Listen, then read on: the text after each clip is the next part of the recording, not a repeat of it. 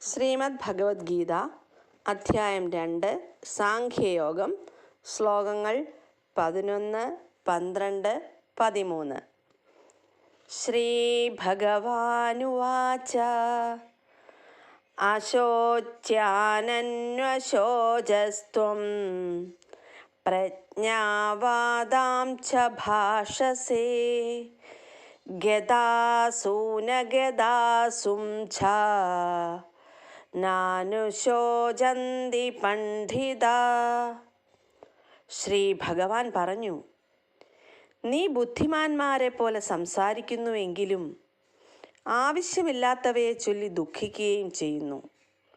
ബുദ്ധിമാന്മാർ ജീവിക്കുന്നവരെ ചൊല്ലിയാകട്ടെ മരിച്ചവരെ ചൊല്ലിയാകട്ടെ വിലപിക്കാറില്ല.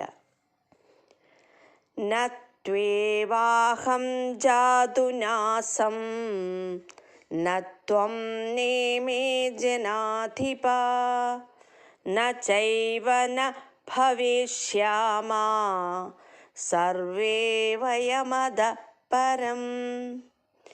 ഞാനില്ലാതിരുന്ന ഒരു കാലം ഉണ്ടായിട്ടേയില്ല.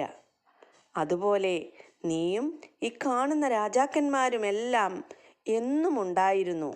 ഒരിക്കലും നാം ആരും ഇല്ലാതാവുകയുമില്ല.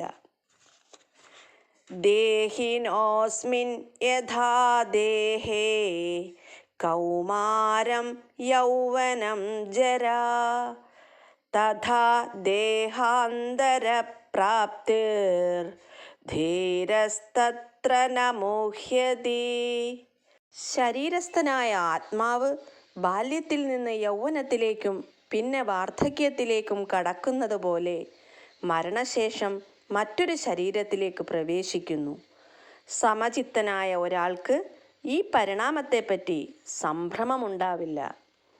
ഓം ക്ലീം കൃഷ്ണായ നമഃ.